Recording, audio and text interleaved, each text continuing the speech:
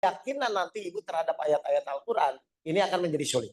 Ya, jadi fungsinya kita belajar Al-Quran itu salah satunya nanti ibu jalani ayat-ayatnya, lalu ibu rasakan benar atau tidak. Setelah saya menjalani ayat Al-Quran itu ternyata, oh hidup saya tenang, oh doa saya mudah dikabulkan. Kan harusnya goalnya ke sana, Bapak Ibu. Ya, jadi saya berharap semua orang silakan mempelajari Al-Quran, mengaji, hadisnya juga jelas. Tapi yang paling penting itu sampai pada titik merasakan.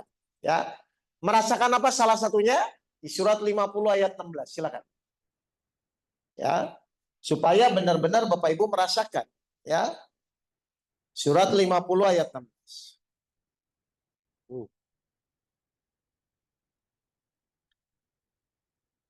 Coba. 50 ayat 16. Ya. Dan sungguh kami telah menciptakan manusia dan mengetahui apa yang dibisikkan oleh hatinya. Terus? Dan kami lebih dekat kepadanya daripada urat lehernya. Kami lebih dekat kepadanya daripada urat lehernya. Berarti ini yang berfirman Allah tuh sudah dekat atau belum? Sudah ya? Ibu merasakan bahwa Allah itu dekat? Apa cirinya kalau ibu merasa Allah itu dekat? Tenang, tidak khawatir, betul? Selalu optimis dalam menjalani hidup. Ibu masih ada rasa khawatir nggak? Ibu masih ada rasa khawatir nggak? Loh katanya Allah dekat. Nah inilah maksud saya. Jadi ketika Allah berfirman, sungguh Allah itu maha dekat, logikanya harusnya ibu tidak ada kekhawatiran. Berarti kalau sekarang khawatir berarti bukan Allahnya dekat. Mungkin kita hanya merasa dekat, tapi tidak dekat beneran. Kan kita harusnya. Ya. Jadi yang pertama yang harus ibu rasakan itu bagaimana kita berikhtiar di dalam menjalani hidup yang semakin lama, harusnya kita semakin dekat kepada Allah. Contoh, Al-Baqarah 186 saja. 186. Apakah Allah itu benar-benar dekat atau hanya kita merasa dekat? Ya. Dan apabila hamba-hambaku bertanya kepadamu Muhammad, terus aku, maka sesungguhnya aku dekat. Oke, 2 kali ya ayat yang menyatakan bahwa Allah itu sudah dekat ya. Cuman masalahnya kita tuh merasa dekat atau enggak, nanti balik ke kita. Tapi Allahnya sudah dekat. Terus perhatikan. Aku kabulkan permohonan orang yang berdoa apabila dia berdoa kepadaku. Baik, jadi salah satu kenapa kita berdoa kepada Allah karena kita yakin Allah tuh mengabulkan, betul? Ini yang menawarkan mengabulkan siapa? Jadi Allah tuh menawarkan nggak? Berarti logikanya harusnya doa kita dikabulkan nggak? Tapi banyak nggak kita berdoa kadang-kadang nggak dikabulkan? Nah, salahnya di mana? Nah ini mau saya kupas. Terus? Hendaklah mereka itu memenuhi perintahku. Terus? Dan beriman kepadaku agar mereka memperoleh kebenaran. Baik, ini saya mau kupas Bapak Ibu. Tolong coba direnungkan dulu sebelum dijawab.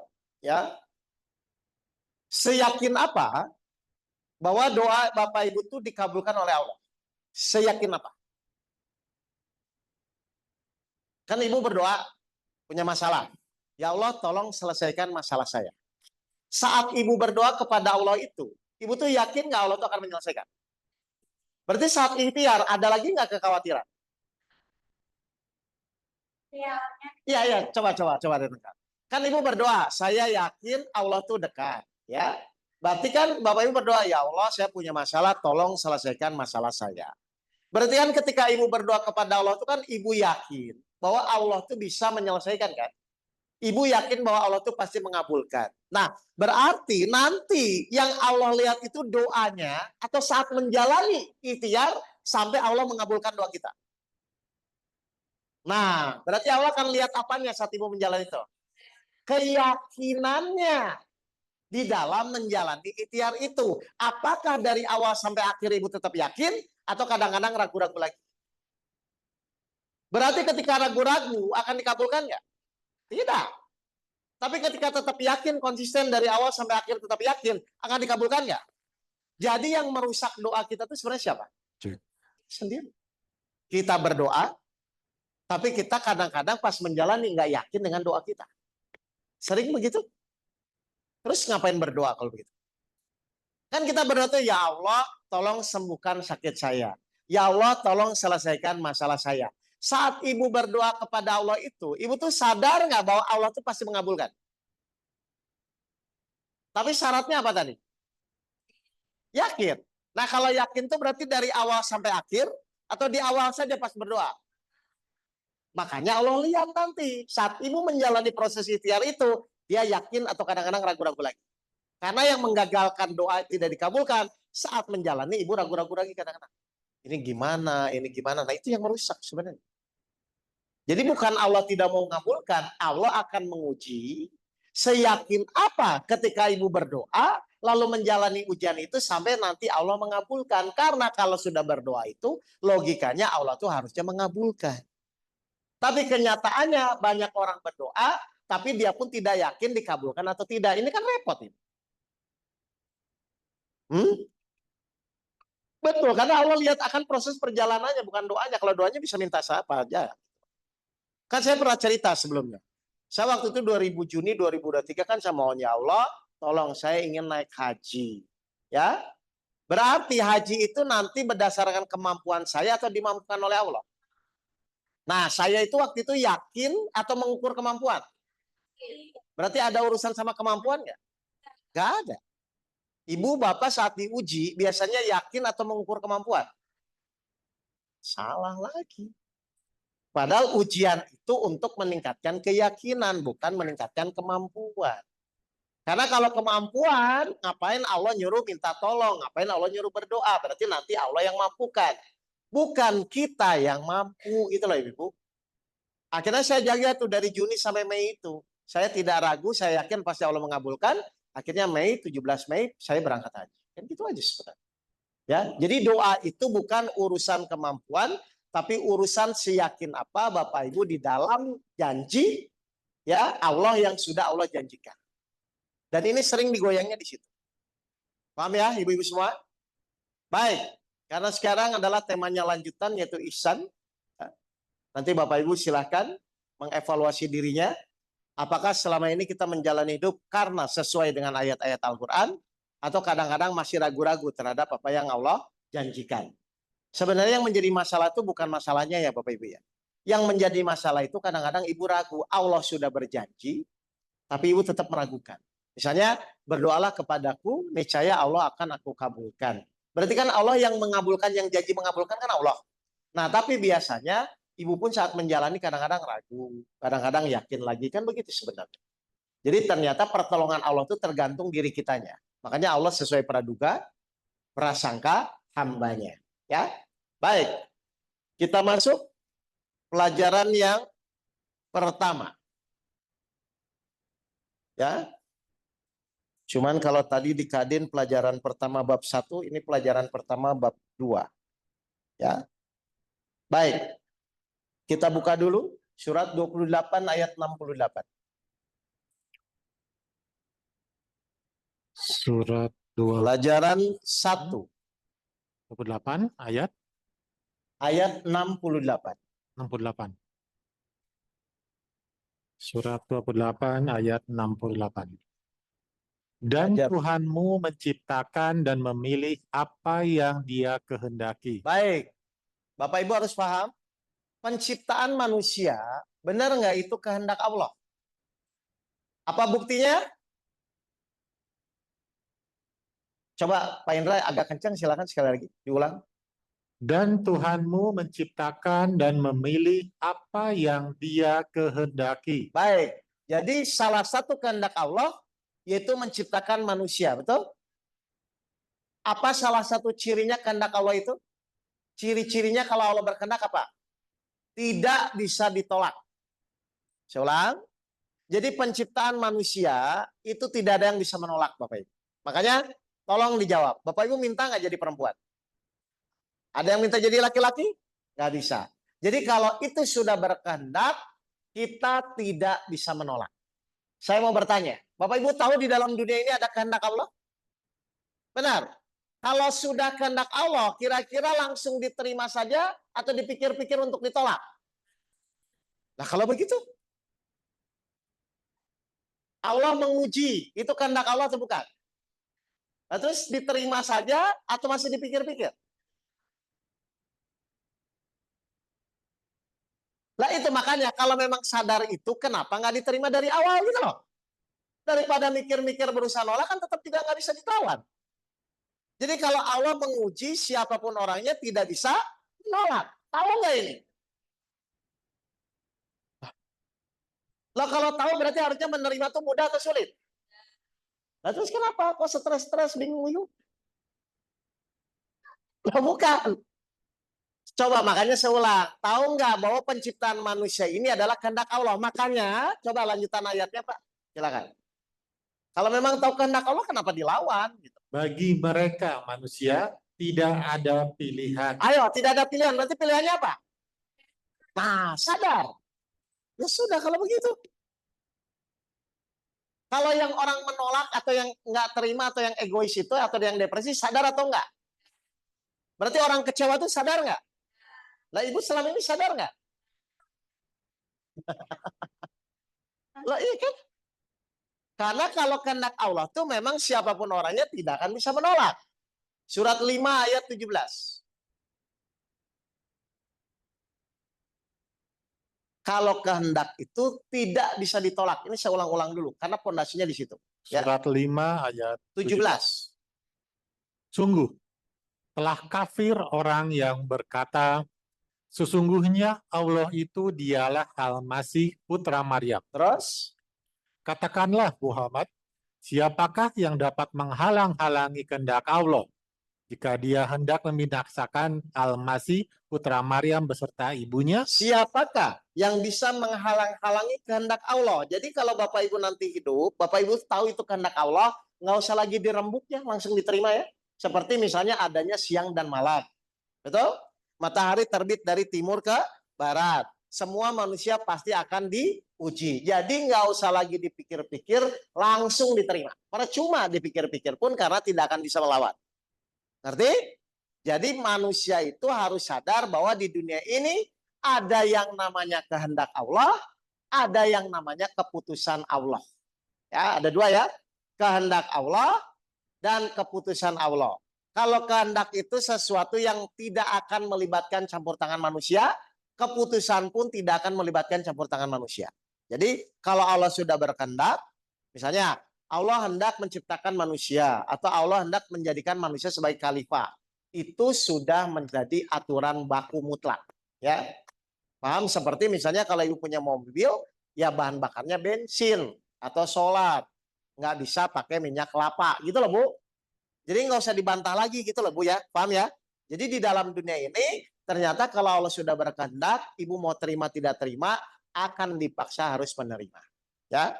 Yang kedua, kalau Allah sudah memutuskan pun ternyata kecewa tidak kecewa pun akan dipaksa harus menerima itu. Ya. Padahal pertanyaan saya mau menolak pun kira-kira bisa menolak? Ya udah kalau tidak bisa menolak ngapain lagi dipikir-pikir gitu. Ya, jelas Bu? Ya, jadi kalau sudah Allah berkehendak, nah yang harus kita bahagia ya, yang harusnya kita syukuri salah satu kehendak Allah. Ini luar biasa. Surat 3 ayat 108. Ini salah satu kehendak Allah. Ibu tuh harusnya senang karena Allah berkehendak seperti ini. Surat 3 ayat 108. 3:108. Salah satu kehendak Allah. Itulah ayat-ayat Allah yang kami bacakan kepada kamu dengan benar. Terus? Dan Allah tidaklah berkehendak menzolimi siapapun di seluruh alam. Apa? Kehendak Allah? Jadi logikanya manusia tuh bahagia atau menderita? Tapi ada nggak manusia yang masih merasa terzolimi atau menderita? Nah, berarti sesuai kehendak Allah nggak? Jadi salah siapa? Sudah salah sendiri. Jadi orang menderita, orang terzolimi itu bukan salahnya Allah. Karena Allah tidak berkehendak menzolimi siapapun di alam semesta ini. Yang Allah inginkan hanya satu, bahwa manusia itu harusnya bahagia di dalam menjalani hidup. Makanya Allah menurunkan Al-Quran. Kok saya belum bahagia Ustadz? Pasti salahnya sendiri. Nggak mungkin salahnya Allah. Ya, baik. Sekarang karena di dalam hidup ini ada yang namanya kehendak dan keputusan, maka Bapak Ibu harus mengerti, ya, benar nggak bahwa semua manusia yang hidup di muka bumi ini pasti menjalani kegiatannya masing-masing, betul? Kalau misalnya yang dagang ya kegiatannya dari rumah ke pasar. Yang bekerja ya kegiatannya dari rumah ke kantor, kan begitu ya? Tapi pertanyaan saya, kira-kira tujuannya sama atau beda? Hah? Tujuannya sama? Nggak, ini jawabannya benar atau enggak ini? Semua kegiatannya kan berbeda-beda. Tapi tujuannya sama atau beda? Benar. Lah kalau sama, harusnya berselisih atau rukun? Loh, ya kalau sama, berarti harusnya berselisih atau rukun? Nah, terus kenapa masih ada yang berselisih malah banyak? Baik, mari kita lihat sekarang ya. Manusia diciptakan oleh Allah dengan kehendaknya. Betul? Cuman masalah manusia pun diberikan pilihan di dalam hidupnya. Betul? Apa pilihannya? Pilihannya apa? Di jalan yang lurus atau di jalan yang sesat. Kalau di jalan yang lurus, berarti dia mengikuti Al-Quran. Kalau di jalan yang sesat, berarti mengikuti hawa nafsunya. Berarti ditunggangi oleh setan. Jadi pilihan ibu tuh dalam menjalani hidup nanti, mau di jalan yang lurus atau di jalan yang sesat. Ya, pilihannya itu. Tapi takdirnya adalah semua harus menjalani ujiannya masing-masing. Itu takdirnya. Artinya itu kehendak Allah. Kita nggak usah ikut-ikutan. Pokoknya tugas kita mau lurus boleh, mau sesat boleh. Ya, 18 ayat 29. Jadi Bapak Ibu harus mengerti dulu ini. Nanti barulah kita evaluasi. Surat 18 ayat 29. Nah, Bunda sok muka Quran Ayat itu. 29. Ya, Dan katakanlah Muhammad, kebenaran itu datangnya dari Tuhanmu. terus Barang siapa menghendaki beriman, hendaklah dia beriman. kan terus. Dan barang siapa menghendaki kafir, biarlah dia kafir. Jadi orang itu dikasih apa? Pilihan. Tapi takdir menjalani hidup, pilihan atau takdir? Menjalani hidupnya. Misalnya si fulan ditakdirkan 70 tahun, 73 tahun. Itu takdir atau pilihan? Ngerti ini ya? Jadi ada yang namanya takdir yang sudah tidak bisa kita rubah. Ada yang namanya pilihan, silakan. Mau yakin boleh, mau khawatir boleh. Begitu ya? Mengerti nih Bapak Ibu? Oke, sekarang. Berarti saat kita menjalani hidup, kita harus tahu nggak tugas kita? Apa tugas kita? Tugas kita tuh cuma dua. Ikhtiar maksimal dan menerima keputusan Allah. Saya ulang. Tugas kita tuh cuma dua. Ikhtiar maksimal dan menerima keputusan Allah. Ada yang lain nggak? Ikhtiar maksimal, satu. Dan menerima keputusan Allah. Tugas itu cuma itu. Silakan, ada yang lain? Hah? Loh kan ibu berikhtiar dulu kan. Setelah ikhtiar ada hasilnya kan nanti. Betul nggak? Kan semua manusia wajib ikhtiar kan? Karena niatnya untuk beribadah. Yang benar kan? Nah setelah ikhtiar kira-kira ada hasilnya nggak? Hasil itu yang menentukan siapa? Jadi tugas kita tuh apa? Ikhtiar maksimal dan menerima keputusan Allah. Iya kan? Kalau ujian kan takdir, kehendak. Itu nggak bisa lagi. Loh kan tadi saya bilang, dalam hidup ini ada yang namanya takdir, kehendak Allah, ada yang namanya pilihan. Betul nggak? Takdir Allah, kehendak Allah adalah manusia semua pasti diuji. Berarti logikanya harusnya diterima nggak? Percuma ngelawan kehendak, karena kan mungkin menang gitu loh. Tapi di dalam menjalani ujian ada pilihannya. Dalam menjalani ujian, ada di jalan yang lurus atau di jalan yang sesat. Tapi tugas kita tuh cuma dua. Ikhtiar maksimal dan menerima keputusan Allah. Ibu bapak tahu nggak tugas bapak itu cuma ini? Hah? Tahu nggak tugas bapak itu selama ini cuma ikhtiar maksimal dan menerima keputusan Allah? Tahu atau tidak? Loh, kalau tahu harusnya ada orang kecewa nggak? Kenapa harusnya nggak kecewa? Loh kan memang tugasnya menerima keputusan Allah, bukan kecewa dengan keputusan Allah. Padahal saya mau nanya, ibu mau menerima tidak pun keputusan Allah, bisa berubah nggak hasilnya? Nah, terus kecewa ngapain? Loh, ibu tuh sadar nggak tugas bapak ibu itu cuma dua? Nggak tahu. Jadi sudah selama ini ibu nggak sadar hidup bapak ibu itu untuk apa? Tugas bapak ibu itu satu, ikhtiar maksimal. Yang kedua, menerima keputusan Allah. Atau ibu selama ini coba-coba melawan keputusan Allah, begitu?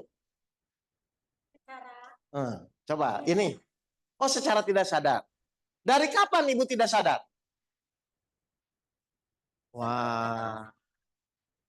Saya ulang ya. Jadi saya ulang lagi, Bu. Tugas kita tuh cuman berikhtiar maksimal sama menerima keputusan Allah. Emang apa lagi? Ikhtiar, nanti ada keputusan. Ikhtiar, nanti ada keputusan. Kan begitu deh. Nah, saya takutnya selama ini ibu masih coba-coba menolak keputusan Allah. Itu masalahnya. Iya, padahal kan tugas kita kan bukan di hasil. Tugas kita hanya ikhtiar maksimal. Silakan berobat, pergi ke dokter, mau ke Amerika, mau ke Singapura, silakan. Tapi kita harus sadar bahwa nanti keputusannya apapun tuh, itu adalah urusan Allah. Berarti tugas kita cuma apa? Menerima. Menerima tuh ngomongnya apa? Alhamdulillah. Mau sesuai tidak sesuai, tetap ngomong. Sudah belum begitu? Loh, iya maksudnya. Coba emang di luar ini, di luar ikhtiar maksimal sama menerima keputusan Allah, memang tugas kita apa lagi? Ayo, dua ini, sok. Menerima ikhtiar maksimal dengan menerima keputusan Allah. Memang menurut ibu apa lagi tugas kita? Nah, emang enggak ada cuma dua ini kok. Ikhtiar maksimal dengan menerima keputusan Allah kan cuma dua. Emang apa lagi? Loh kok ibu kayaknya baru sadar ini? Loh ibu baru sadar tugas ibu itu cuma dua ini? Ikhtiar maksimal dengan menerima keputusan Allah kan cuma ini. Lah emang ibu mau apa lagi? Mikirin hasil gitu? Iya. Emang hasil urusan siapa? Lah terus kenapa dipikirin? Lah itu makanya takutnya ibu bertahun-tahun selama ini nggak ngerti tugas bapak ibu itu apa gitu loh. Emang apa lagi selain ikhtiar maksimal sama menerima keputusan Allah? Ayo. Lah memang nggak ada. Lah terus ibu selama ini mikirin apa? Terlalu Tuh kan ini kayaknya nggak sadar-sadar kan? Saya takutnya tuh ibu menjalani hidup nabrak-nabrak yang bukan urusannya dipikirin gitu loh. Padahal tugas itu cuma ikhtiar maksimal, udah nanti ada hasilnya kan? Nah hasilnya mau terima nggak terima, ibu pasti tetap dipaksa menerima keputusan Allah. Karena Allah Maha berkuasa terhadap segala sesuatu kan? Nah, terus ibu stres, ibu kecewa tuh ngapain selama ini? Halo? Ayo silakan. Di antara dua ini ada tugas lain-lain nggak? Coba silakan. Ikhtiar maksimal dan menerima keputusan Allah cuma itu kok. Emang mau apa lagi? Mau ditambah lagi tugasnya? Lah, makanya nanti ibu harus sadar kalau ikhtiar itu harus maksimal kan? Yang kedua, kalau nanti Allah memutuskan, tugas kita adalah wajib menerima keputusannya. Kan memang nggak ada lagi, Bu. Hidup itu cuma begitu.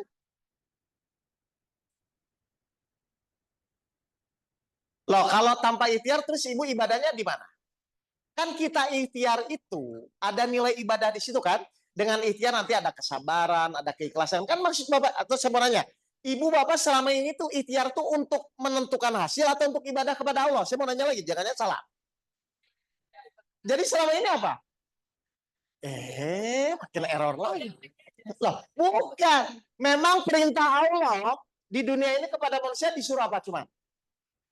Ikhtiar itu untuk ibadah atau menentukan hasil? Loh, terus selama ini Ibu ikhtiar itu untuk menentukan hasil atau untuk ibadah?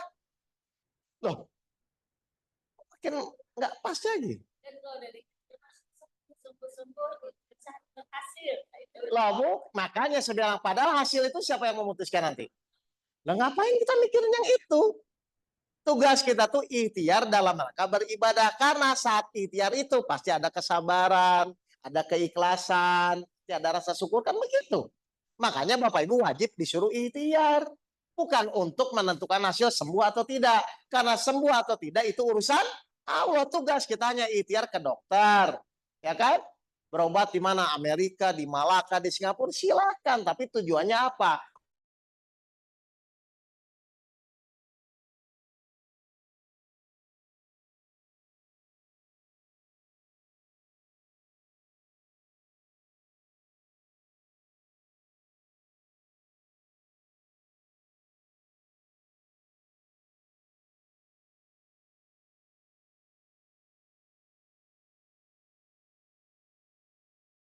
Menerima keputusan Allah itu dalam rangka ibadah atau sesuai dengan keinginan.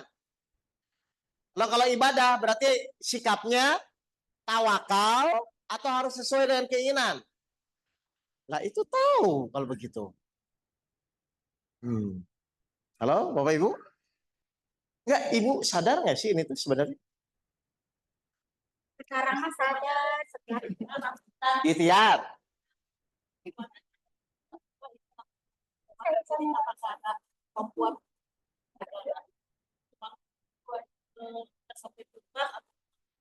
Bukan, saya mau bertanya dulu ya, Bu. Niat kita ikhtiar itu, ini saya ulang-ulang ya. Niat kita ikhtiar itu untuk menentukan hasil atau untuk ibadah kepada Allah dulu. Itu dulu ya. Jadi niat kita ikhtiar itu bukan kita sembuh atau tidak. Niat kita ikhtiar itu untuk ibadah kepada Allah. Ya, Allah menyuruh kita ikhtiar pergi ke dokter misalnya. Nah, dalam proses misalnya ke dokter itu ada nggak nanti praktek kesabaran? Ada nggak praktek ketawakalan di situ? Nah, yang nilai penting itu bukan sembuh tidak sembuh. Yang penting itu saat ikhtiar itu, ibu tuh sabar atau tidak, bersyukur atau tidak, bertawakal atau tidak. Itu maksudnya. Ibadahnya saat ikhtiar itu, makanya ibu wajib ikhtiar. Nah, saya takutnya selama ini ibu niat ikhtiar tuh hanya untuk sekedar menyelesaikan masalah. Loh, terus buat apa kalau gitu? Kan Allah yang nanti menyelesaikan dengan pertolongannya. Ngerti nggak Bu maksudnya? Jadi kita ikhtiar itu misalnya di pelajaran pertama supaya ditolong Allah. Kan begitu kan? Karena kalau Allah nggak nolong, kita pun nggak bisa menyelesaikan masalah. Mohon maaf, kayaknya di sini salahnya. Ibu selama ini ikhtiar itu supaya ditolong Allah atau supaya menyelesaikan masalah? Nggak, yang benar dulu. Menyelesaikan masalah. Akhirnya jadi mengeluh saat ibadah. Karena tujuannya memang hanya izin menyelesaikan masalah. Lah, terus ibadahnya di mana? Bahkan yang kurang ajarnya, ibadah kita sholat, sedekah dipakai dalam rangka hanya untuk menyelesaikan masalah. Bukan dalam rangka murni ibadah kepada Allah. Wah, ini baru sadar. Ngerti nggak Bu ini, Bu? Pertanyaan saya, kalau ibu sudah ibadah dengan benar, kalau sudah bertakwa dengan benar, dikasih jalan keluar nggak? Iya, kan ayatnya jelas, barang siapa bertakwa kepada Allah, niscaya Allah membukakan jalan keluar. Jadi jalan keluar, solusi itu terjadi karena kemampuan kita atau karena niat kita ibadah kepada Allah? Niat ibadah kepada Allah, makanya jadi lurus. Kenapa ibu niat selama ini untuk menyelesaikan masalah? Loh, tahu kesalahannya? Ya, udah, pokoknya ikuti saja Al-Quran ya. Baik, sekarang pertanyaan saya. Karena memang waktu hidup kita terbatas, betul? Dan ibadah yang kita lakukan itu harus benar-benar serius dan sungguh-sungguh. Kenapa harus serius dan sungguh-sungguh? Karena nanti semua akan dimintai pertanggungjawaban. Paham ini ibu-ibu? Mat ngikuti Allah atau hawa nafsu? Atau ibu ngikuti hawa nafsu tapi ingin selamat?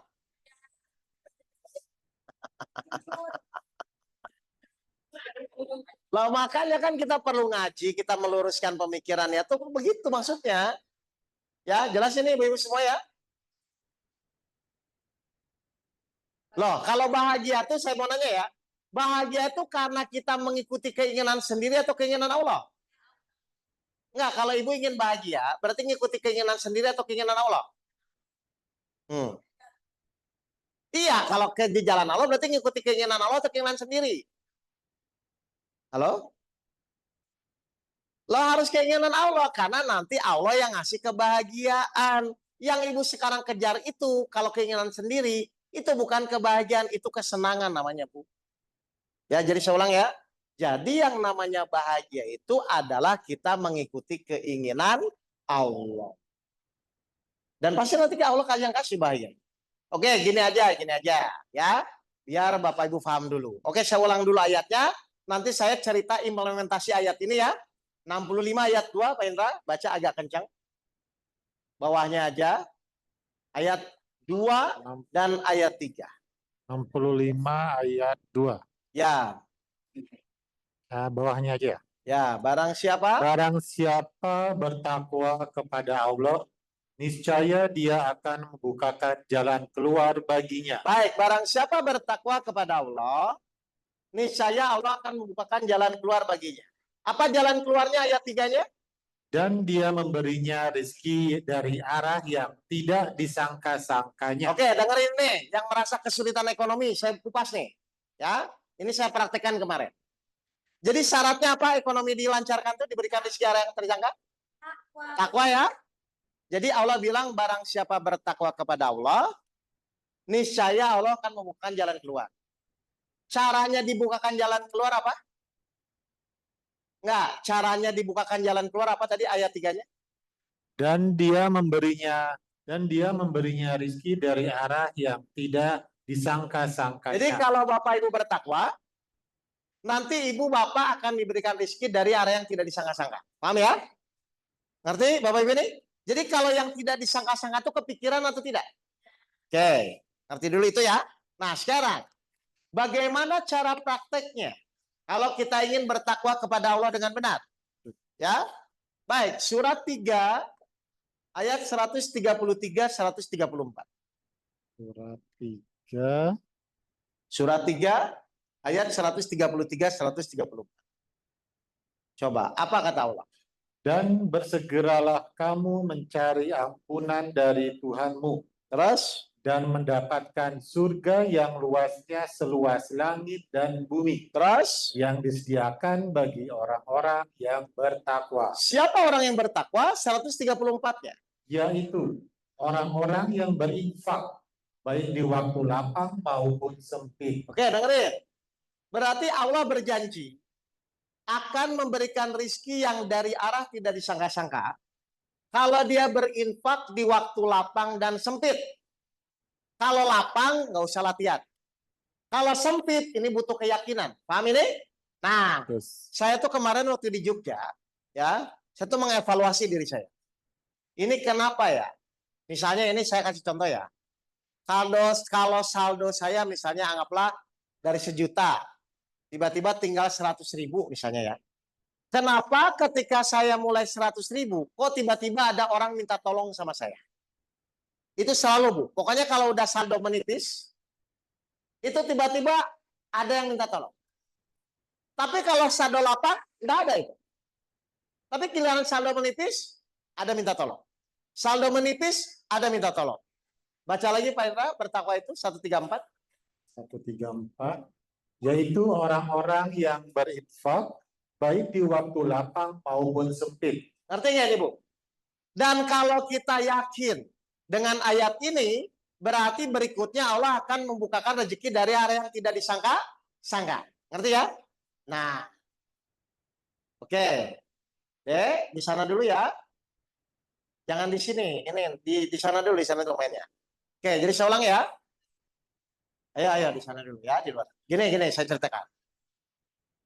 Jadi, pas waktu saya mengevaluasi diri saya kan, kenapa ketika saldo menipis, kok ada orang minta tolong? Kenapa setiap saldo menipis, kok orang minta tolong? Oh, berarti Allah tuh ingin ngasih pembelajaran. Apa pembelajarannya? Kamu tetap berinfak nggak? Jadi gini, saya tuh udah tahu polanya. Kalau saldo menipis, kalau Allah ingin ngisi lagi saldo saya, berarti harus ada orang minta tolong, dan saya harus yakin ngasih sama dia. Meskipun itu tinggal 100-100-nya. Nah udah, karena saya ini sering mendapatkan kejadian itu, akhirnya pas di Jogja itu tiba-tiba benar langsung ada yang minta tolong, saya kasih. Apa yang terjadi? Surat 6 ayat 160. Jadi ini dipraktekkan ya pokoknya biar jadi benar-benar pola kita dalam menjalani hidup. 160 ya. Ya surat 6 ayat 160. Barang siapa berbuat kebaikan mendapat balasan 10 kali lipat amalnya. Ini siapa yang janji? Jadi benar-benar ayat itu terjadi dan memang harusnya terjadi. Jadi saya tuh ngambil kesimpulan gini.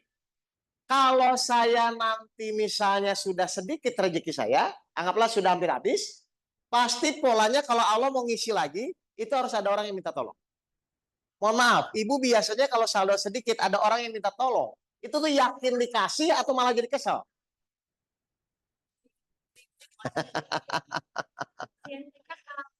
Terus gimana membuktikan ayat itu bahwa orang bertakwa itu bersedekah di lapang dan sempit? Jadi ibu tolong pelajari Al-Qur'annya dan tolong dipraktekkan gitu loh, biar jadi keyakinan. Makanya akhirnya dari pembelajaran itu saya udah nggak mikir lagi. Oh ini Allah mau ngisi lagi nih, kasih aja udah. Akhirnya benar dikali. Kasih lagi, akhirnya diberi rezeki. Dan memang benar-benar saya nggak nyangka orang-orang yang ngatur rezeki itu. Orang yang nggak pernah ngomong, orang yang tiba-tiba ngasih, orang yang nggak kenal tiba-tiba ngasih, dan memang Allah buktikan bahwa yang memang bukan disangka-sangka. Kalau jamaah kan saya jadi tahu kan, ini nggak sama sekali memang. Nah, pertanyaan saya, kalau sudah berulang seperti itu terus, harusnya sesempit apapun rezeki kita, masalah atau enggak? Enggak ada. Karena ini cara Allah untuk membukakan rezeki kita gitu loh. Kalau lapang ibu nggak perlu latihan. Cuman di sini ayatnya soalnya bilang lapang dan sempit. Dan Allah biasanya ingin menguji keimanan kita kalau disempitkan. Dan saya akhirnya tahu, ini udah habis nih. Ya udah kasih aja udah. Tiba-tiba isi lagi. Itu aja. Nah kalau begitu harusnya urusan rezeki selesai nggak? Tinggal meyakini itu. Selesai, ngapain pusing lagi? Ngerti ini, Bu? Jadi kalau urusan rezeki saya tuh pasti begitu polanya. Udah mulai sedikit. Ini pasti ada yang minta. Benar ada yang minta tolong. Udah saya kasih. Atau gini lah misalnya. Kita tahu orang itu nggak pernah bayar. Ya. Terus tiba-tiba Allah izinkan dia pinjam sama kita. Misalnya dia pinjam 500.000. Kita punya uang 1 juta. Udah kalau ibu nggak ikhlas yakin kasih aja 50.000. Buktikan aja. Jadi gitu sebenarnya. Jadi tolong ayat-ayat yang Al-Quran yang ibu baca selama itu dijalani, dipraktekkan. Bukan hanya dibaca, bahkan berdebat. Kan repot ini. Terus gimana mau yakinnya menjalani hidup kalau cuma begitu? Karena kita bisa yakin itu kalau kita menjalani dan mempraktekkan. Jelas, Bu? Jadi saya ngerti polanya. Oh, kalau Allah mau ngisi lagi saldo saya, pasti ada orang minta tolong. Pasti begitu. Akhirnya saya udah nggak mikir lagi. Kasih aja. Pak, diisi lagi. Kasih aja, diisi lagi. Itu yang pertama ya. Ini masih ada satu lagi. Bisa ini praktek ini rezeki ini? Ya, jadi kalau nanti mulai sempit udah jangan ragu, kasih aja udah. Mau 2.000, mau 5.000 kan nggak usah banyak, tapi keyakinannya terhadap apa yang Allah janjikan tadi, bahwa orang bertakwa itu akan bersedekah dalam kondisi lapang dan sempit. Bukan kesel, harusnya ibu tuh terima kasih karena dengan kejadian itu ibu akan dibukakan, itu pasti janji Allah. Ngerti? Paham? Nah, terus yang kedua gini. Saya kan sering berdoa, kadang-kadang dikabulkan, kadang-kadang tidak ya. Nah, saya juga tahu sekarang, kalau Allah ingin mengabulkan doa saya, misalnya saya berdoa nih, ibu udah berdoa nih, ya Allah tolong saya ingin umroh naik haji, begitu ya. Kok nggak dikabul-kabulkan? Itu tuh ternyata hal yang sama. Jadi ketika ibu bapak akan dikabulkan oleh Allah nanti, pasti bapak ibu akan ada orang menzolimi dulu. Saya ulang. Nanti kalau Bapak Ibu ingin dikabulkan doanya, jangan kaget. Saya tuh udah mengevaluasi gini. Pasti kalau Allah ingin mengabulkan doa saya, pasti Allah buat kejadian Bapak Ibu dizolimi dulu. Karena ketika Bapak Ibu dizolimi, Bapak Ibu berdoa, pasti dikabulkan. Itu kasus waktu saya mau naik haji kemarin kan. Juni 2023 saya dizolimi. Saya dizolimi sama orang, dimaki-maki sama orang. Saya ngerti, ini Allah mau mengabulkan. Saya udah nggak mikir orang yang zoliminya, saya langsung berdoa. Karena kalau Allah ingin mengabulkan, pasti dizolimi dulu. Kenapa? Hadisnya jelas. Silakan Teh Yanti dibaca. Hadisnya kalau dizolimi, saya ngambil 2 aja dari hadis riwayat Muslim ya, sama Bukhari Muslim. Ya. Jadi Bapak Ibu jangan lihat kejadiannya terus ya, tapi lihat di balik itu tuh ternyata memang Allah mengabulkan sebenarnya, cuman karena nggak paham jadi begitu. Doa orang yang terzolimi. Wahai Mu'adz, berhati-hatilah engkau dengan orang yang terzolimi. Dengarin, berhati-hatilah dengan orang yang terzolimi. Terus Sebab tidak ada penghalang antara doanya dengan Allah Subhanahu wa Ta'ala. Nah, jadi ibu bapak jangan kaget kalau bapak ibu dizolimi. Itu maksudnya Allah tuh bilang, hei doa kamu saya akan kabulkan. Makanya saya buat kejadian kamu dizolimi. Ibu biasanya langsung berdoa untuk diri sendiri atau malah sakit hati sama yang menzolim? Curhat, Salah. bikin status gitu. Bukan itu. Nah, itu kan harus belajar tuh gitu. Saya tuh udah feeling, ini kok dizolimi, nggak ada angin, nggak ada hujan, tiba-tiba dizolimi. Oh, Allah mengabulkan. Saya langsung berdoa minta naik haji. Naik langsung. Ya, percuma ngapain doain orang yang menzalimi. Itu tuh hanya sebagai jalan dari Allah agar doa ibu tuh dikabulkan. Kenapa malah jadi sakit hati sama yang menzalimi?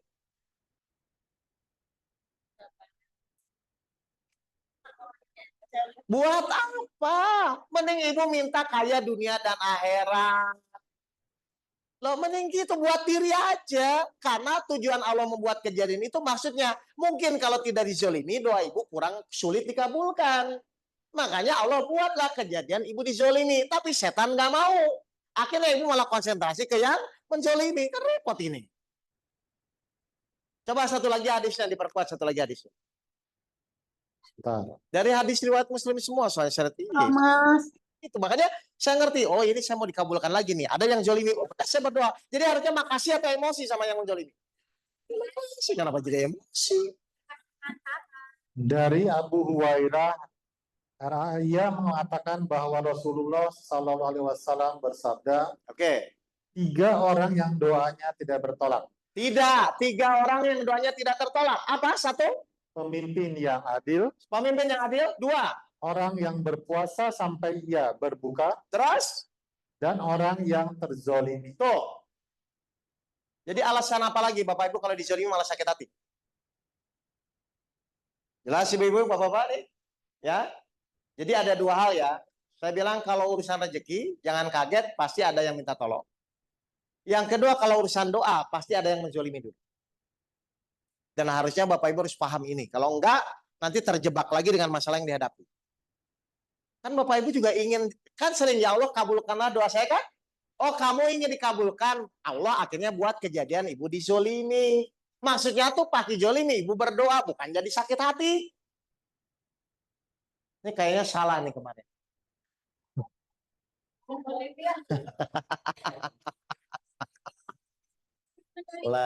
Lah makanya kan lihat hadisnya kan ada, ayatnya kan ada.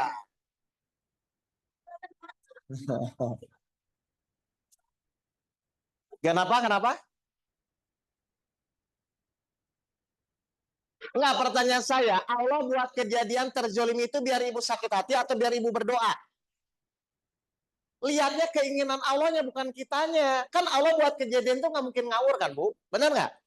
Allah tuh lihat, ini hambaku doa nggak dikabul-kabulkan misalnya. Oh kasihan, ya udah biar dikabulkan. Bu Allah buatlah orang menzolimi ibu. Maksudnya tuh ibu terima dengan ikhlas, ibu berdoa. Ibu masuk rumusnya kan? Karena menurut hadis tadi 2 orang terzolimi itu tidak ada penghalang. Orang terzolimi itu doanya dikabulkan. Maksudnya dibuat kejadian itu agar ibu langsung berdoa, bukan sakit hati dengan orang itu. Jadi yang dilihat tuh keinginan Allahnya bukan keinginan kitanya. Nah, kadang-kadang karena kita nggak paham, kita nggak nangkap, malah sakit hati sama yang dizolimi. Ngapain? Oh nanti aja sakit hati, tahun depan ada yang menzolimi lagi kok. Itu maksudnya. Jadi ibu harus peka ya nanti. Ini kenapa ya? Oh saya doa nggak dikabul-kabulkan, tiba-tiba ada orang menzolimi. Nah ibu harus ngerti. Oh ini cara Allah biar doa saya dikabulkan. Ini kenapa ya? Udah tahu duit saya pas-pasan, masih ada orang yang minta tolong. Oh ini cara Allah agar nanti saldonya diisi lagi. Makanya tadi saya bilang Allah tidak akan menzolimi seseorang manusia pun di alam semesta ini kan tadi kan? Surat 3 ayat 108 kehendaknya begitu kan? Ngerti ini? Ya jangan terus terjebak di masalah ya. Karena masalah itu mau terjebak tidak terjebak pasti datang lagi karena itu kehendak Allah gitu loh. Iya, tapi ibu nggak belajar dari masalah, nah itu yang jadi masalah. Akhirnya muter-muter, suami lagi masalahnya, suami lagi, anak lagi. Jelas? Dan emang nggak beres-beres. Karena ibu harusnya kenal hakikat hidup itu. Bukan pada apa yang dilihat, tapi apa yang Allah maksud. Saya ulang ya. Setiap kejadian itu bukan apa yang dilihat, tapi apa yang Allah maksudkan. Ingat ya. Jadi cara supaya rezeki diisi lagi gimana? Kalau saldo supaya diisi lagi? Nanti ada orang yang minta tolong, biasanya dalam keadaan sempit. Ibu nekat saja, kasih aja. Tapi harus yakin ya, kalau nggak yakin nggak jadi. Ya. Ya saldo nggak sempit harusnya lebih mudah. Nah kalau saldo nggak sempit ini bagus ya. Kalau saldo nggak sempit bersedekahnya di awal ya. Misalnya ibu tiba-tiba dapat proyek 1 juta misalnya. 50.000 kasih, udah gitu. Ya. Jadi bersedekahnya di awal kalau lapang. Kalau sempit malah lebih cepat itu. Paham nggak ini ibu? Ya bertahun-tahun kita hidup harusnya meyakini ayat-ayat Allah gitu loh. Jangan ragu lagi. Padahal dari awal Allah sudah bilang di Al-Baqarah ayat 2, kitab Al-Quran tidak ada keraguan. Sedikit saja ibu ragu-ragu tidak akan terjadi tawakal. Baik, kita lanjut pelajarannya. Maka, pilihlah kegiatan yang kegiatan itu hanya Allah inginkan saja. Tolong dijawab. Benar nggak setiap kegiatan itu akan dimintai pertanggungjawaban? Betul. Pertanyaan kedua, kalau kegiatan yang dilakukan itu nanti sesuai dengan apa yang Allah inginkan, kita dimintai pertanggungjawaban nggak? Nggak. Kalau kegiatan kita dilakukan di dunia ini sesuai dengan apa yang Allah inginkan, kita akan dimintai pertanggungjawaban nggak? Tidak. Makanya Bapak Ibu fokus pada kegiatan yang Allah inginkan. Allah tuh inginnya kita ikhtiar maksimal atau malas-malesan? Baik, tolong dijawab. Yang sudah tahu diam dulu ya. Cirinya orang ikhtiar maksimal itu apa cirinya?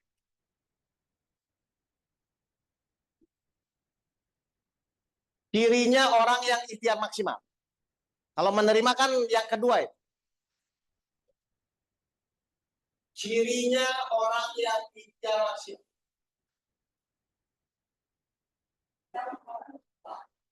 Ternyata ibu belum paham juga ya.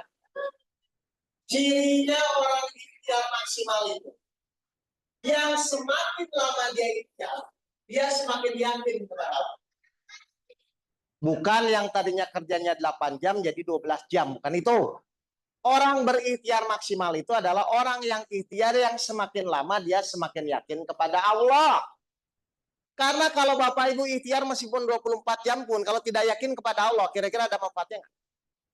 Saya takutnya jangan-jangan Ibu selama ini definisi ikhtiar maksimal di kepala Bapak itu yang kerjanya 8 jam jadi 12 jam. Betul? Yang tadinya stoknya 10 jadi 20. Begitu? Pertanyaan saya, kalau hal itu tidak membuat semakin yakin kepada Allah, maksimal atau tidak? Jadi ikhtiar maksimal itu adalah ikhtiar yang semakin lama kita ikhtiar, harusnya semakin yakin kepada Allah. Bukan semakin bingung, bukan semakin khawatir. Harusnya begitu yang. Jadi tugas kita yang pertama, kita harus ikhtiar maksimal apa? Cirinya saat ikhtiar harus semakin yakin. Coba saya mau bertanya, seyakin apa sih ibu tuh ketika punya masalah akan ditolong Allah? Yakin sekali. Ya, pertanyaan saya, seyakin apa sih Bapak Ibu kalau punya masalah tuh Allah akan menolong? Ayo. Nah, kalau yakin harusnya ada masalah nggak ke depannya? Terus kenapa masih merasa bermasalah? Nah, padahal kata Allah apa? Kalau ibu tidak yakin ditolong Allah, apa kata Allah? Ini dengerin Bapak Ibu. Ini saya baca lagi ayatnya. Surat 22 ayat 15. Kalau ibu punya masalah, ibu tidak yakin ditolong Allah, apa yang Allah lakukan? Coba, 22 ayat 15. 22 ayat 15. Apa yang Allah lakukan? Barang siapa menyangka bahwa Allah tidak akan menolongnya, Terus? di dunia dan di akhirat, maka hendaklah dia merentangkan tali ke langit-langit, lalu menggantung diri. Apa kata Allah kalau ibu nggak yakin ditolong Allah? Suruh apa? Udah gantung diri aja. Loh ibu sekarang menjalani masalah, ibu nggak yakin sama Allah, apa yang cuma khawatir, sedih dan bingung? Jadi kalau nanti ada masalah, ibu ragu-ragu Allah nggak nolong, Ibu nggak yakin Allah nolong, Allah suruh apa? Gantung diri aja udah. Baca lagi ayatnya, coba sekali lagi sini. Barang siapa menyangka bahwa Allah tidak akan menolongnya Muhammad di dunia dan di akhirat, maka hendaklah dia merentangkan tali ke langit-langit, lalu menggantung diri. Ini yang nyuruh siapa? Udah. Padahal banyak kan orang pas menjalani hidup nggak yakin ditolong Allah. Loh, sekarang pertanyaan saya, apa yang membuat ibu nggak yakin ditolong Allah? Sedangkan Allah sudah berjanji. Allah udah janji akan menolong. Saya yakin ibu percuma menjalani masalah, akan hanya penuh kekhawatiran, kesedihan, cuman begitu-begitu aja nanti. Jadi nanti kalau ada teman, aduh gimana nih Pak, Bu saya bingung, suruh apa?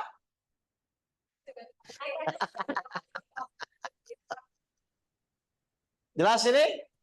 Ya, jadi pentingnya. Ya, Ada pertanyaan dari Zoom. ya. Mau tanya, tandanya ikhtiar kita sudah di jalan yang benar. Baik, bagaimana caranya kita tahu ikhtiar kita di jalan yang benar atau tidak? Surat Al-Baqarah ayat 38. Ya. Surat Al-Baqarah ayat 38. Cirinya ikhtiar kita sudah benar atau tidak?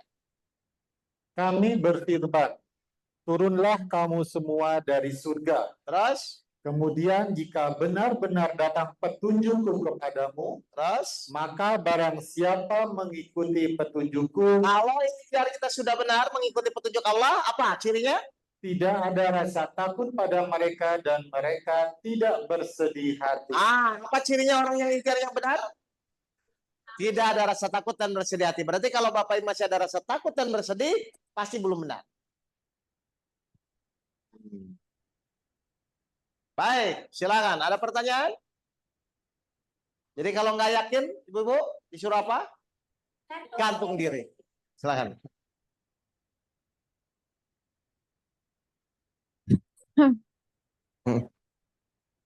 Ya.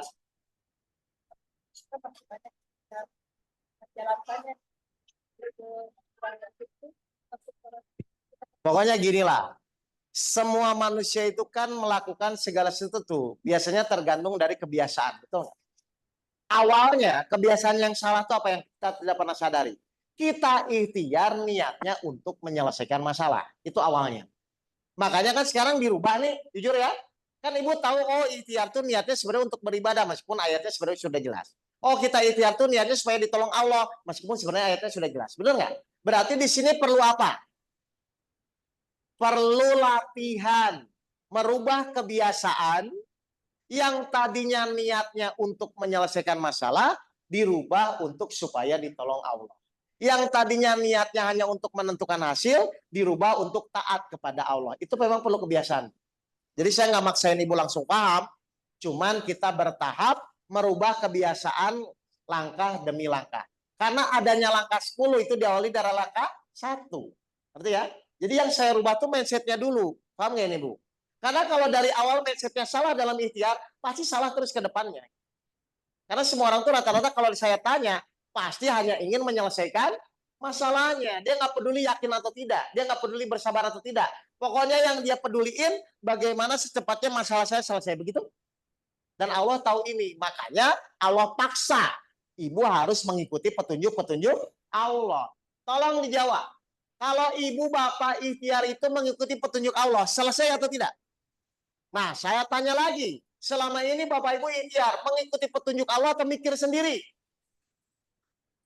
Makanya kita ikhtiar itu maksudnya ikuti petunjuk-petunjuk Allah biar tidak tersesat. Kan kesalahannya di situ kebanyakan. Ayo jujur ibu, selama ini ikhtiar tuh mikir sendiri atau ngikuti petunjuk Allah? Nah terus ngapain petunjuknya kalau begitu, kalau masih mikir sendiri? Hah?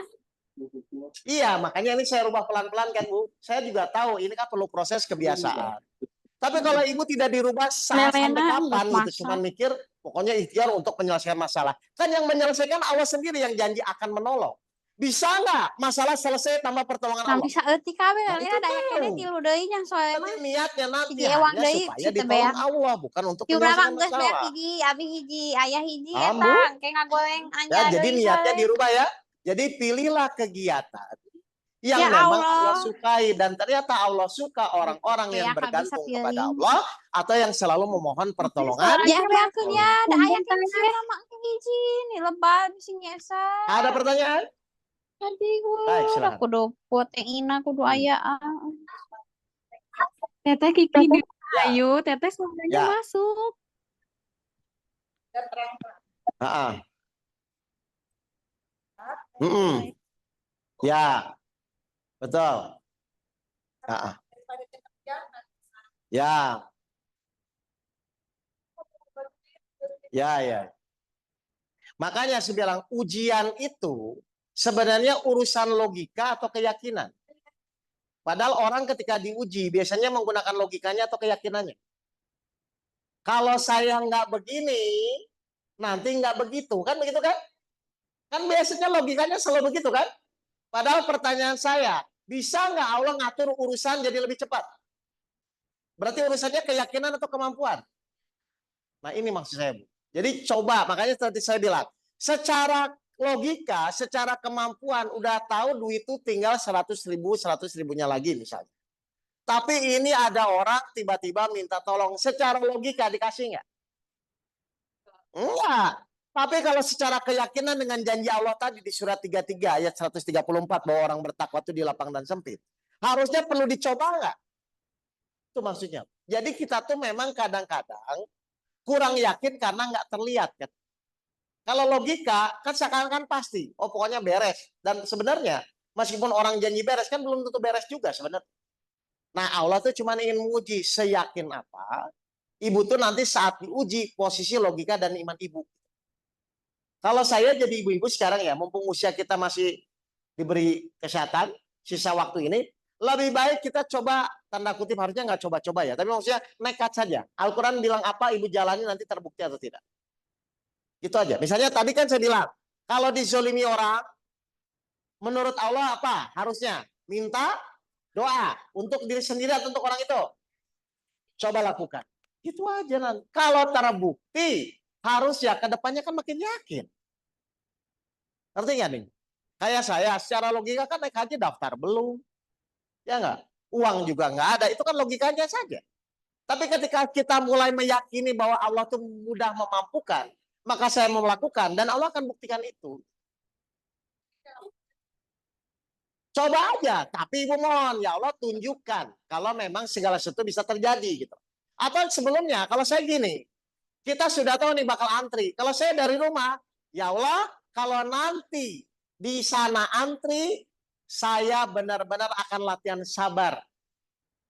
Kenapa? Karena innallaha ma'a sabirin. Allah bersama orang-orang yang sabar. Kenapa nggak dicoba itu?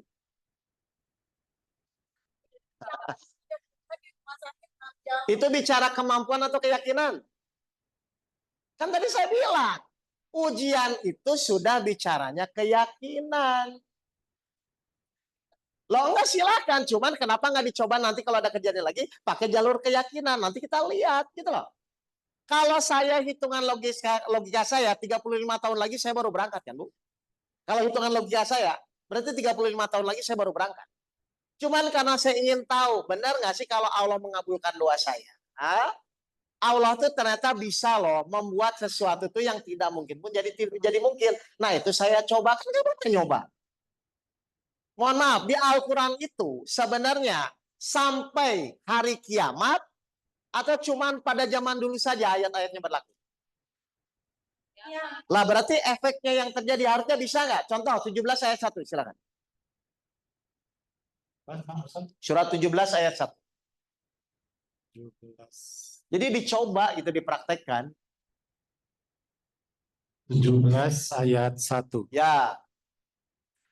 Maha suci Allah, Kencang. Maha suci Allah yang telah memperjalankan hambanya Muhammad pada malam hari dari Masjidil Haram ke Masjidil Aqsa yang telah kami berkahi sekelilingnya. Ini masuk akal nggak sih Bu?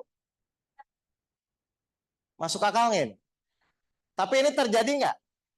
Dari mana Ibu tahu terjadi? Kan di luar akal ini. Apa? Nah, berarti saya jelaskan ya. Berarti ada hal-hal dalam kehidupan ini yang kadang-kadang di luar akal. Kalau sudah tahu di luar akal, ngapain masih pakai akal? Rezeki tidak disangka-sangka tuh di luar akal atau di dalam akal. Sudah tahu di luar akal, masih mikir, aduh dari mana kok dari mana sih? Namanya di luar akal tuh berarti nggak akan kepikiran sama akal. Berarti ranahnya apa? Keimanan atau keakalan? Doa itu, kemampuan atau keyakinan. Benar. Masalah itu, kemampuan atau keyakinan. Ibu biasanya ngukur masalah berdasarkan kemampuan atau keyakinan? Dipraktekkan. Coba, ibu tahu dari mana gula itu manis? Kalau saya bilang asin, ibu tetap yakin manis atau asin? Kenapa? Nggak bisa digoyang. Sama gula percaya sama ayat-ayat Al-Quran nggak percaya?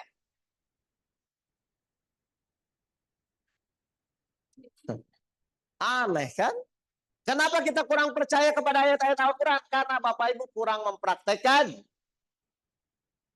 dan tidak membuktikan. Padahal Al-Quran itu maksudnya ayo Allah tantang. Kamu jalani, kamu buktikan, pasti akan terjadi. Itu maksudnya.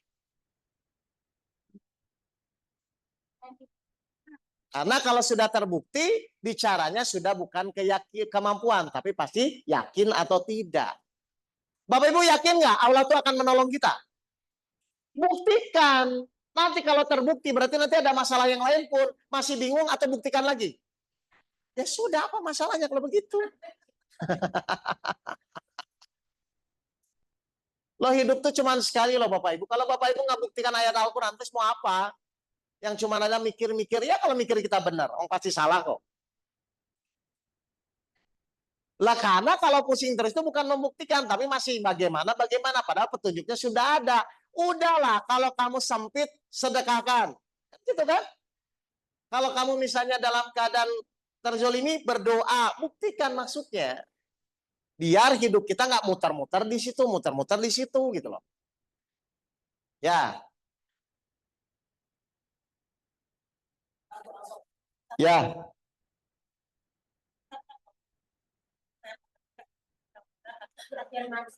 Udah gini aja, ya Allah, Engkau hari ini tuh inginnya apa?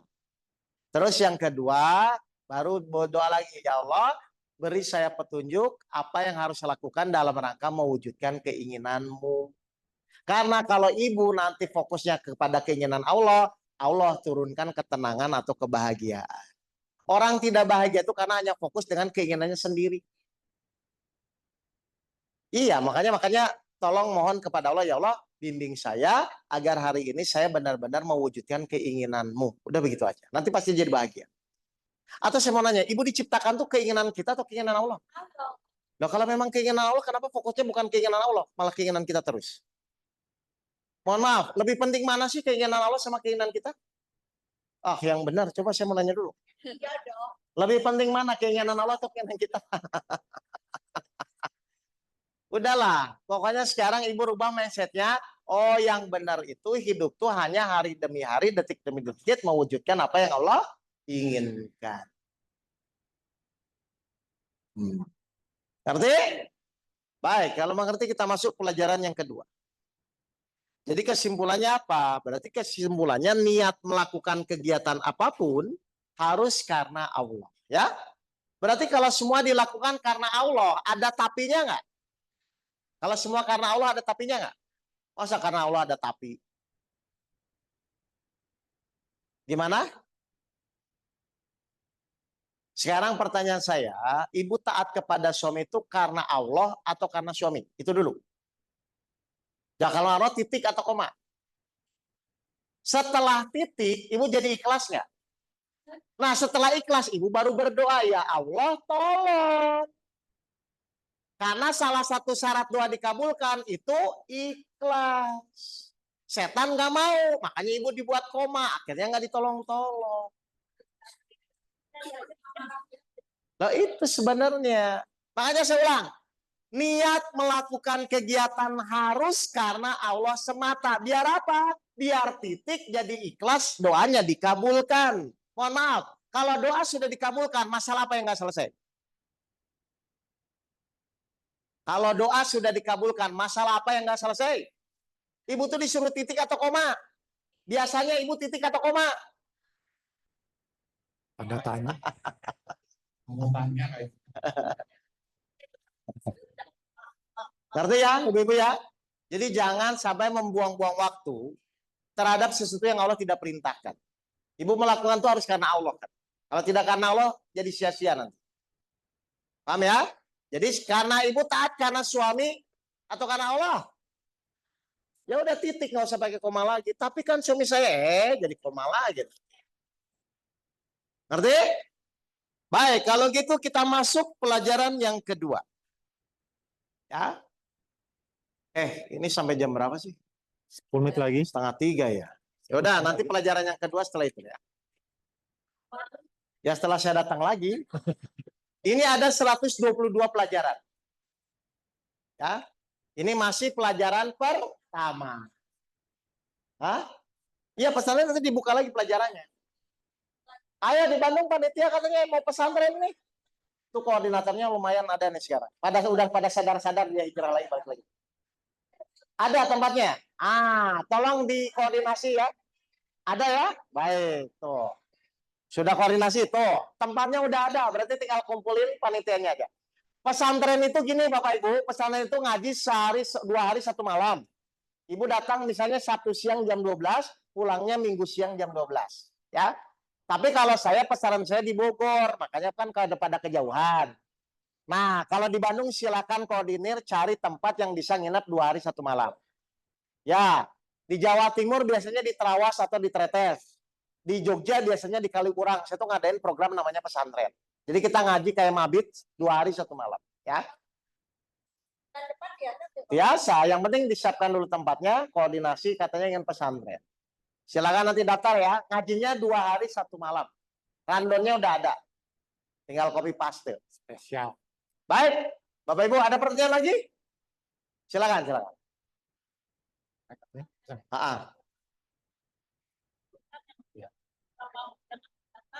Oh iya. Ini saya tanya ibu-ibu, bapak-bapak. Bapak Ibu tuh benar nggak? Kadang-kadang khawatir tuh memikirkan hari esok. Betul. Pertanyaan saya, emang Allah nyuruh? Nah, terus kalau enggak, kenapa mikirin hari esok? 31 ayat 34. 31. Surat 31 ayat 34. Tolong Mike. Mike ke bawah. Jadi kalau ibu nanti mau melakukan segala sesuatu, lihat Al-Qurannya Bu disuruh enggak. Kalau nggak disuruh ngapain dipikirin? 31 ayat 34. Lihat dulu Al-Qurannya ini surah Allah atau enggak. Sesungguhnya hanya di sisi Allah ilmu tentang hari kiamat. Baik, kita tahu nggak hari kiamat? Ada yang tahu. Terus? Dan Dia yang menurunkan hujan. Terus? Dan mengetahui apa yang ada dalam rahim. Terus? Dan tidak ada seorang pun yang dapat mengetahui dengan pasti apa yang akan dikerjakannya besok. Kita tahu nggak dengan pasti apa yang dikerjakan besok? Loh, kalau nggak tahu, ngapain dipikirin? Loh, coba ada manfaatnya nggak mikirin yang nggak tahu? Kepikiran nggak yang nggak tahu? Ibu mikirin yang nggak tahu, kira-kira kepikiran nggak? Nah, terus ngapain mikirin? Besok gimana, besok gimana? Justru kalau ibu nggak tahu logikanya, khawatir atau enggak? Enggak, kalau ibu nggak tahu hari esok, harusnya khawatir nggak? Justru khawatir itu kalau ibu tahu, misalnya Allah sudah takdirkan besok ibu celaka. Pasti khawatir kan? Makanya Allah buat ibu nggak tahu. Itu maksudnya kenapa jadi mikirin lagi yang nggak tahu. Jelas ya ini ibu? Jadi Allah tuh maha baik, udah nggak usah mikirin yang nggak tahu. Yang kamu pikirin tuh hari ini, kamu ibadah atau tidak. Karena Allah atau bukan, itu yang harus dipikirin. Bukan mikirin besok bakal seminggu lagi atau 2 tahun lagi. Loh Ustadz, tapi kan boleh perencanaan. Silahkan perencanaan, tapi Bapak Ibu harus tawakal di depan. Artinya tuh kalau rencana terwujud atau tidak terwujud, kita berserah diri kepada Allah. Ya, dicatat ya, di Al-Latif saya baru pelajaran pertama ya. Nanti datang ke sini pelajaran kedua, pelajaran ketiga sampai 122. Ya. Berapa tahun? Ya. Jelas? Baik, kalau sudah jelas, karena ini mau asar ya, saya nggak. Terima kasih Bapak Ibu sekalian. Mohon maaf. Pak Ustadz, Ya, silakan. ada waktu dikit dari Zoom ada yang nanya nih. Ya, Yang bertanya, jika punya hutang, nah, bagaimana caranya berinfak? Sedangkan hutang adalah kewajiban. oke, sekarang hutangnya misalnya 10 juta. Berinfak 5.000 boleh nggak sih? Ya kan berinfak kan tidak perlu besar. Yang penting keyakinan ikhlas. Karena toh dibayar 10 juta dibayar 5.000 juga yang punya hutang malah emosi kan? Ini ngejek apa bayar 5.000? Mana yang kan dipakai? Kecuali punya 1 juta, punya 2 juta. Infakkan karena sungguh-sungguh karena Allah. Jelas ini? Jadi kalau punya hutang 10 juta, ngasih 5.000 yang ngece lah namanya. Makanya daripada gitu, infakkan keyakinan. Ya Allah, saya menjalankan perintahmu. Allah nggak lihat. Kenapa kalau infak 5.000 bisa nggak ngasih 10 juta? Coba kalau diinfakkan. Bisa. Al-Baqarah 261. Ada ayatnya. Nanti tinggal dikali aja. Al-Baqarah 261. 261. Apa kata Allah? Perumpamaan orang yang menginfakkan hartanya di jalan Allah seperti sebutir biji yang menumbuhkan 7 tangkai. 7 tangga ya. Terus? Pada setiap tangkai ada 100 biji. Jadi berapa itu? 700. Makanya kalau cuman hutang, misalnya kalau hutangnya 10 juta, kita cuman punya 5.000 ya infakkan aja. Insya Allah. Tapi dengan niat keyakinan kepada Allah ya. Yang penting kan yang kita lihat, Allah tuh melihat sungguh-sungguh kita untuk membayar itu aja. Nanti Allah juga yang nolong, yang Allah yang melapangkan juga. Baik, jelas ini? Oke, kalau sudah jelas, terima kasih Bapak Ibu sekalian. Tapi kalau yang baru-baru nanti judulnya 7 ilmu penyeri hati ya. Kalau ini kan karena masjid ini lanjutan, nggak apa-apa, pelajaran ihsan ya. Ini jadi ada materinya tuh ada 2 Bapak Ibu. Kalau yang pertama itu saya biasanya menjelaskan ilmu kehidupan. Biasanya namanya 7 ilmu penyeri hati. Tentang sholat khusyuk, tentang sabar, tentang ikhlas, tentang tawakal. Nah kalau ini tuh sebenarnya lanjutannya Bapak Ibu ya. Lanjutan kalau saya udah materinya 7 selesai. Sekarang kan guru saya buat buku. Nah saya sekarang mulai menyebarkan materi-materi yang tentang ihsan. Ini pelajarannya sampai 122. Karena kalau enggak nanti diulang-ulang lagi kan bosan juga Bapak Ibu ya. Jadi di Al-Latif nanti pelajaran kedua ya. Di Kadin itu nanti pelajaran ketiga. Ya. Baik kalau begitu Bapak Ibu sekalian, mohon maaf kalau ada kata-kata saya kurang berkenan, tapi intinya ayo hidup cuma sekali ya. Ibu menderita percuma nggak akan bisa diulang lagi. Kalau bisa hidup tuh bahagia Bu. Bagaimana cara hidup bahagia? Lakukan semua karena Allah titik, nggak usah ada komanya. Kalau koma itu mulai masalah itu. Ya. Jadi ngasih karena Allah saja, berikhtiar karena Allah saja, ya, menerima keputusan semua karena Allah saja. Biar semakin lama hidup ibu semakin tenang dan semakin bahagia. Terima kasih, saya kembalikan ke MC. Wabillahi taufiq wal hidayah. Assalamualaikum warahmatullahi wabarakatuh.